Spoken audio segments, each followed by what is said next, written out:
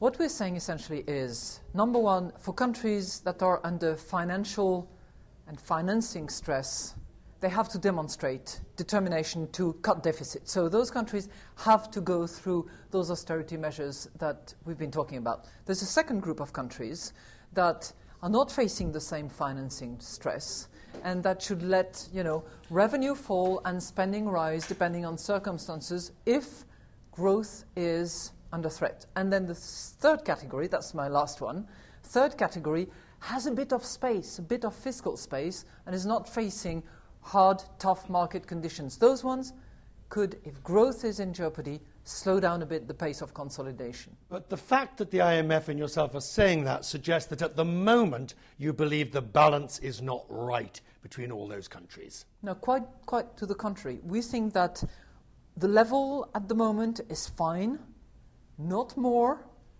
not less, but it has to be tailored if growth is likely to be in jeopardy. If we see that growth is sort of weakening, then the recipe that I just mentioned, those under stress, those that do not have fiscal space, and those which have fiscal space have to adjust their austerity program. With Spain, are the Europeans not being given a chance to get it right? Having spectacularly got it wrong previously, now they have a chance with Spain to get ahead of the curve. They do have a much, much improved toolkit. They have solid governments in place. They have the stricter governance. They have the ECB that has done very good things, and they have the firewall. So if they choose to use it all, the toolbox is much bigger. And if they use it adequately, and if they have the political resolve to do it, yes, they can get it right. Do you think they will? I have trust in Europe. The crisis, you used a weather analogy. You talked about a timid recovery, blowing in the spring wind and dark clouds on the horizon. Yep. Okay, if the storm breaks, is the umbrella that now exists in the financial market, is it strong enough? Will it withhold us from a downpour?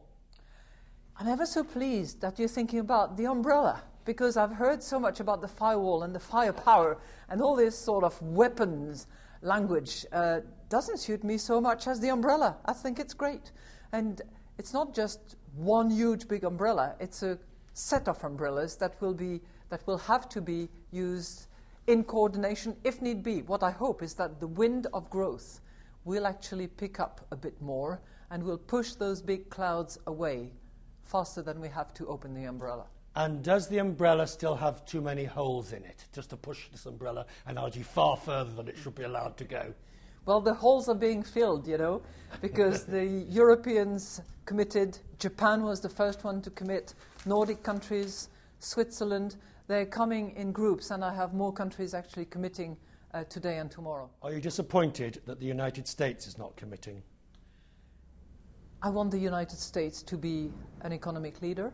The United States is contributing in its own way, different from the others, no question. But as Tim Geithner said yesterday, it is providing those central bank to central bank swap lines in much significant numbers. What is it you want now from global leaders, from the financial world? What is it in blunt terms that you want? I want cooperation, collective action.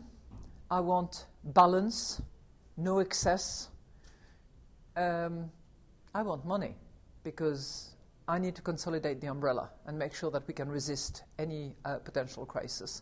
And I want implementation of the quota and governance reform so that the IMF actually represents the economic world adequately.